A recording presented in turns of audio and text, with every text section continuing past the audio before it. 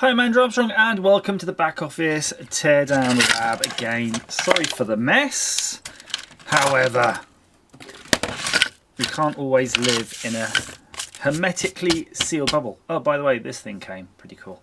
Anyway, let's talk about yet another Xbox controller, because this one is an Xbox Elite Series 2 controller, and I got it on eBay for £38 in a box with all the accessories, including that like charging case thing with the USB wire, absolutely everything complete, because the previous owner said it didn't work. And I tried it out and it was work. I've been playing loads of Borderlands 3 with it, so it definitely works. However, I have noticed that this button is a bit sticky. If you listen, you can hear that it does click, but it doesn't really actuate unless you push it a little bit harder.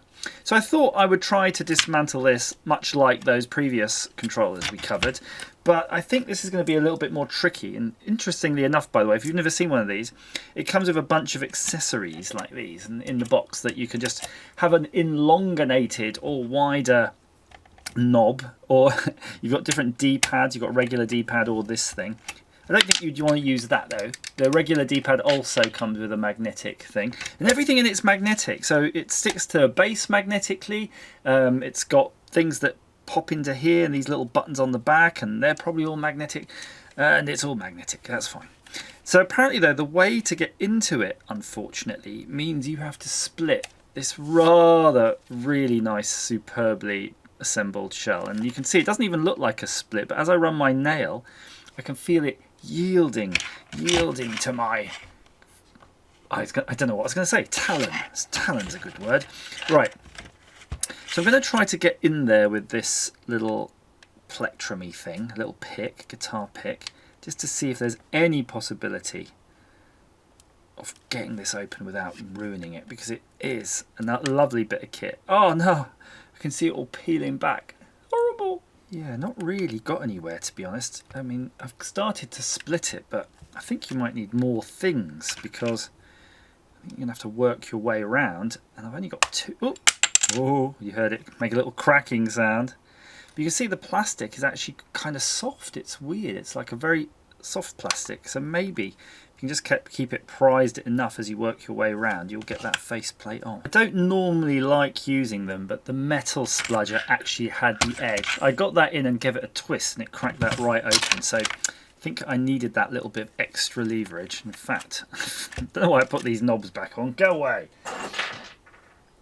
I'm going to be a little bit ginger on this bit here at the front where you can see that plastic's quite fine. So I'm going to take the plastic spludger out from here. In fact, let's leave that in.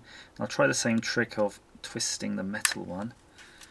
Oh no, it's not working. It's not working. Actually, I did it from up here. It does work. Oh, that's the clip in there. So if you can push in that way, that will help. Let me just keep working at it. Gently, gently. Look at that. It's opening up. Whoa! I think we must be almost there at this point.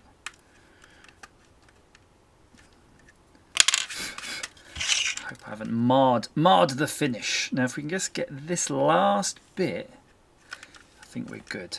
Definitely a hint there that there's a clip somewhere here in the middle that we've got to get to.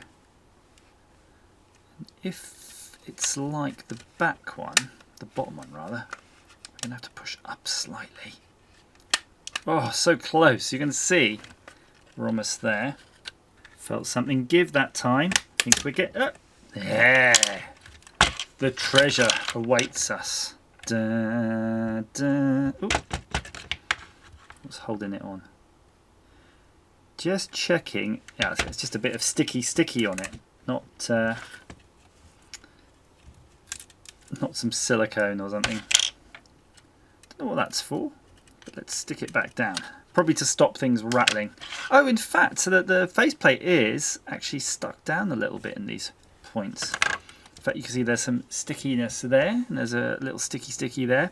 So just regular 3M tape will do that. So this part looks suspiciously like a regular controller part, which we've already covered before in the previous video. I wonder if these things can come out. Yes, they can. Let's have a look. Oop. Not quite as easy to pop out. You can see that they are a slightly different mechanism, so they probably work in a different way. This bit on the top is an actual screw, but I don't think you can unscrew it. We can try. No. You put it down. Oh, that's nice actually, to adjust the tension. I'm just going to turn it to the side and have a look. So there's your button. All of that though looks pretty similar to what we saw before, so you probably can just get replacements of those if they're your issue. But my issue is this in here. And you can see it has a tack switch that gets pressed. And annoyingly, it's some sort of 90-degree tack switch, so that will be extra fun to try to fix. 4 will be sent. 4 for £3.49. Don't mind if I do. I wonder though if we're overthinking this. I do have some WD-40 Specialist fast drying contact cleaner. I wonder if I should just give this a little dose and go try it in case that fixes it, because certainly that would be the easy option. But before I do that, why don't we have a look here though to see if we can do the same thing for this mechanism. And you can. So those are the 2 potentiometers. So if you can dash them like that, maybe a little bit in the mechanism if you like, and just work that a little bit. If you've got any weird issues there's another tack switch. If you've got any weird issues with your thumbstick, that might well resolve it. And if you don't have contact cleaner, you can try IPA.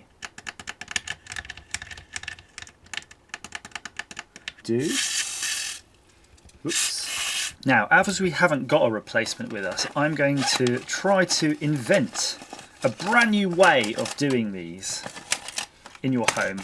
And I'm going to use a micro drill bit. So let's get ourselves about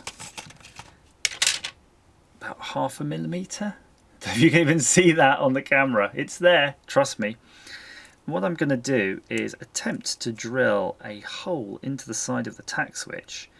And the reason being, the logic being, that I want to spray some of our contact cleaner inside here where that contact actually is.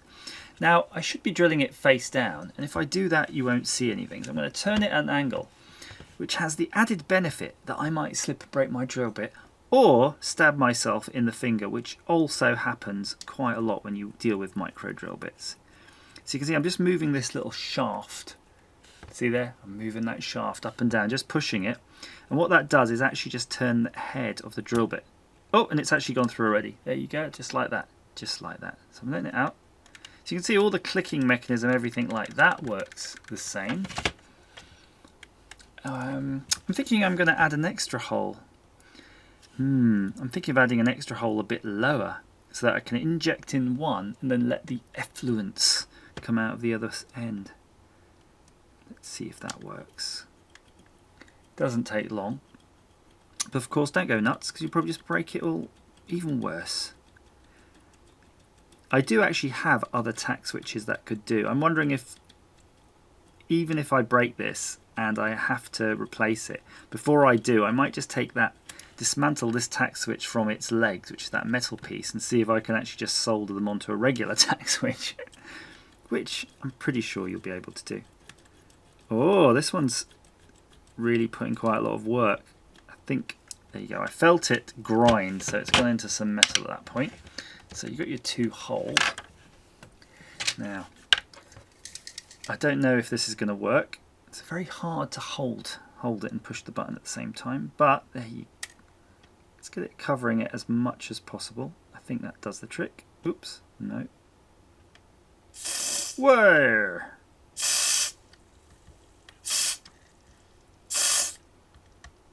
Few squirts. Oh, I mean it's still clicking. I mean that's a good sign. So hopefully you can see I've connected up to Windows using a USB wire. I've got this game controllers setting that you can just fire up, and it brings you this diagnostic interface, which is kind of cool. You can see as I tweak some of these buttons that they do various things, and if I push the button, for example, on the left Joy-Con thing, left thumb pad, you can see it clicks there. Now I'm going to push the button here, and you can hear as it clicked, the little icon is showing, and I can guarantee you it was not doing that before. It was requiring like a bit of heave-ho, the old heave-ho. So I'm going to go through real quickly now that I've got the camera moved over here, and I'm going to play through all these settings and make sure all the buttons are reacting as I want. And what you'll see, which is interesting, these buttons tend not to have any function in Windows. They're just normal buttons. So I guess if you just plug them into regular computers, you can do what you like. Oh, apart from that one, which brings up Steam. Whoa, what's... Not gonna lie, I kind of regret buying those tack switches now because this has worked, but that's fine. This is also a good opportunity to go through and really see if we can get into any of the other gubbins with our spray. So we did have this switch here, which I haven't drilled a hole in, but I'm just going to give it a little bit of surface clean. I mean, this stuff's quite thin. It'll probably work its way into the bits and bobs right now. And what you could do is probably take this off. I will show you, if I can get it off, a fix that I did on one of the other controllers, but under here. So you're going to need some tools to prise this bit off. It's a bit tricky to get going, but once you figure it out, it's not too bad. And there's another one here. There's two clips at the back here. Get in there. Little screwdriver would work too, and you can see that's actually popped up now. And then this one here at the bottom comes out like that. Then you can get your little D-pad thing. And what you've got to be careful of, you see these pads here.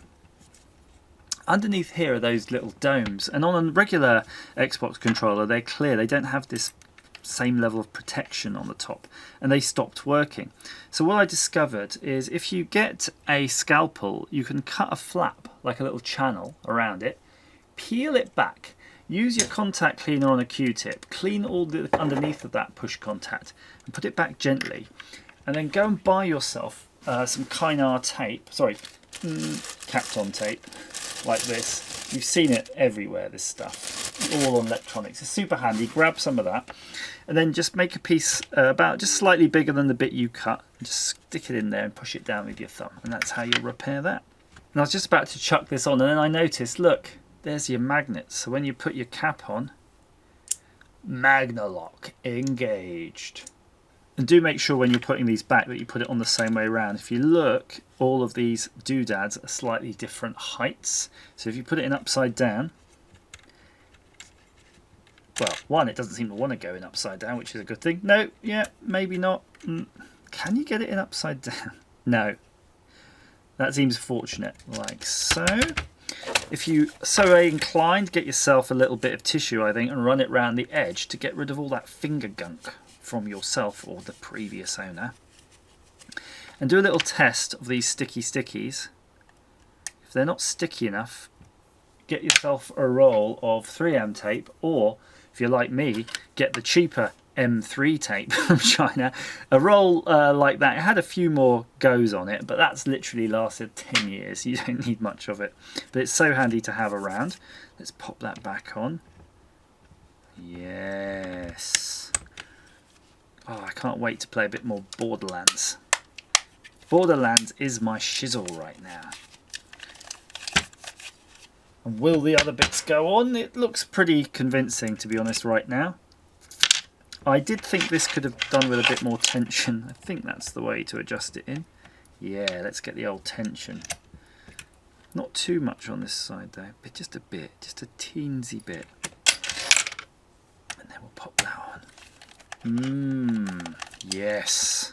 Does it still work? Yeah. I mean, that looks great actually, and it seems, yeah, you wouldn't even really notice that it's been done. In fact, I can't really tell. So yeah, you can do it definitely without damaging it. Just make sure you get a few of the old tools.